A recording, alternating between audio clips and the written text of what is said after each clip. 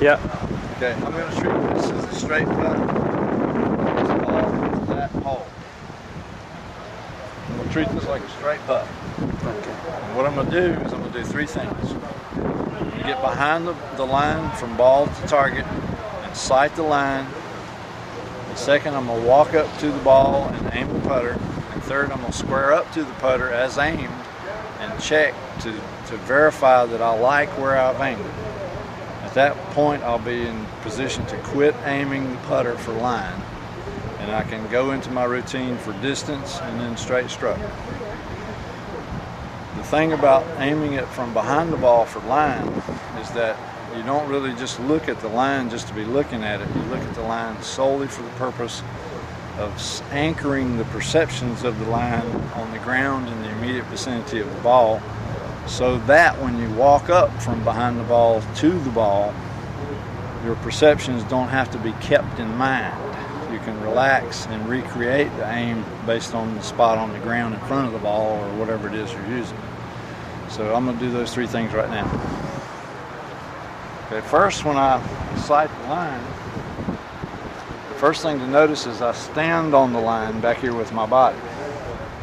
The second thing is that I have one dominant eye, and in my particular case it's my right eye. And if I were going to keep both eyes open, I would position my dominant eye, my right eye, on the line, not the middle of my face. That would be according to Dave Stockton Jr.'s advice, and I agree with it. But I'm not going to keep both eyes open. I'm going to close one eye, and it doesn't matter which eye you close. If you close one of your two eyes, you won't have a dominant eye anymore. You'll have one good eye open, and that good eye is just going to give you the truth, whatever it is. It doesn't matter. So I'm going to close my left eye just because I like to. But when I faced into the target with my right eye open, I still have a large visual experience, all of which is irrelevant except for the line. So I'm going to define only the line by using a visual ruler to look along between the ball and the target. I'm going to use this left edge of the putter shaft and look along the left edge of the putter shaft, and I'm going to position the shaft so that it connects the dots, ball and target. The ball will be down the below part of the shaft, half split, so that half of the ball sticks out to the left. And then I will position the shaft so that on the target, in this case a little dark oval over there known as a golf hole, the oval will be divided in half by the left edge of the shaft as well. When I do that, it looks like this. It does not matter which eye you look through. It doesn't even matter how you hold your head. Visually, the dots are connected. They are connected in reality. And what exists along this edge is a series of grass blades that exactly define the line, exist in reality and no other. So I can see the line from here to here by connecting the dots. It doesn't matter how you hold your head. They're either connected or they're not. When they're connected, you could actually name every single grass blade all the way between the ball and the target.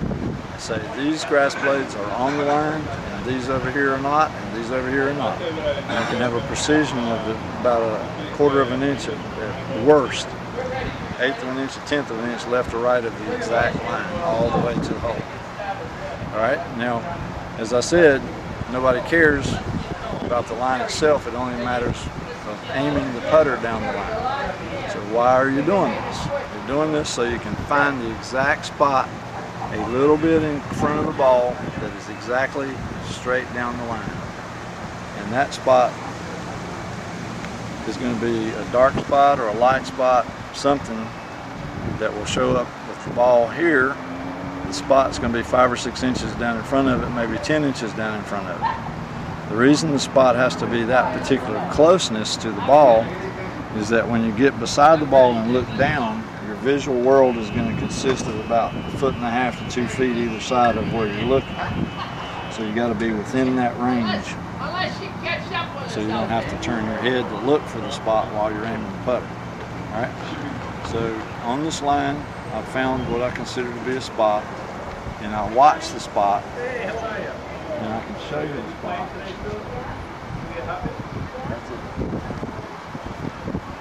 Now, so long as I can remember where that spot is, I can always find it again. It's not a mental thing of trying to hold on to it. If you lose it, you can find it again.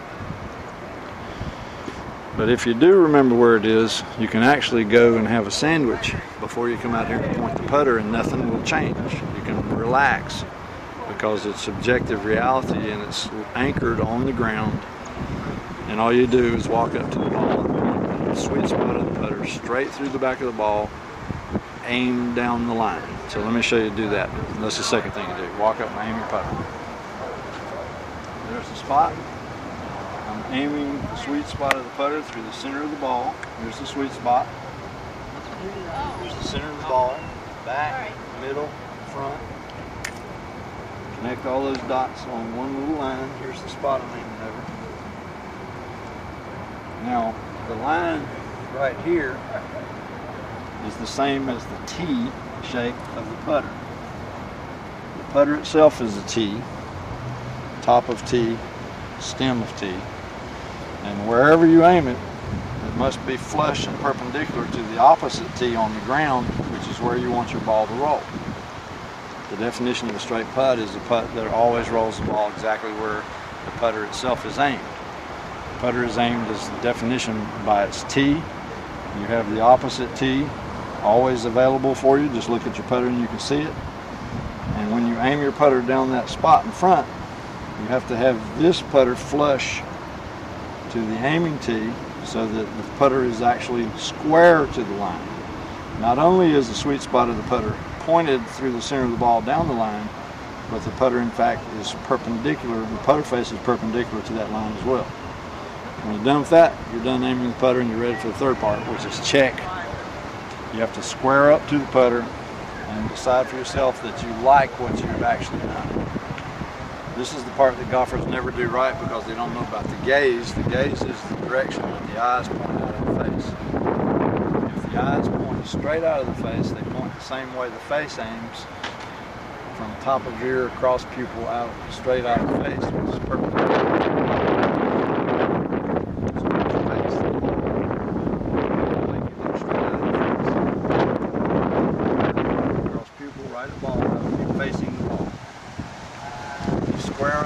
Putter by setting the line of your throat to the top edge of the putter, the leading edge of the putter.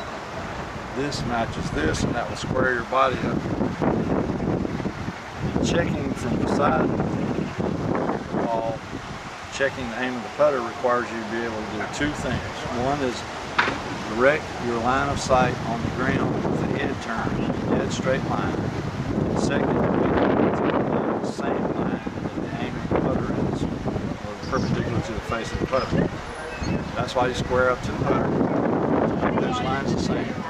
And then the way you turn your head so that your line of sight runs in perfectly straight line on the ground is to always gaze straight out and never down your nose. You gaze straight out and you face the ball.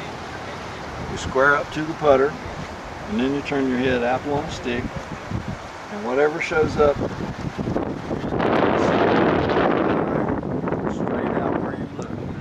spot in your face where you look through your eye. Here, 1 inch in from your nose, off the tip of your finger. If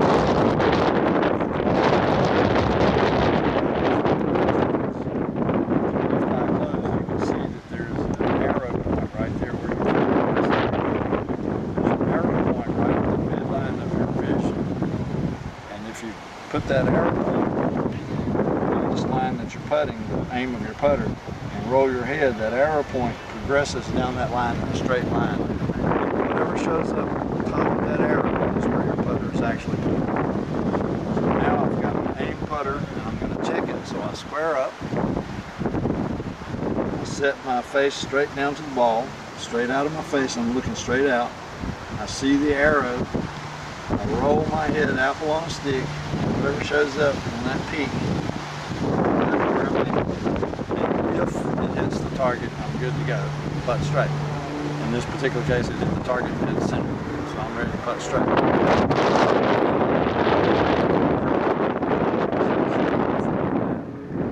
I'm into the business of looking at the ball, putting straight the right distance. At this point, all I'll do is the head roll from distance.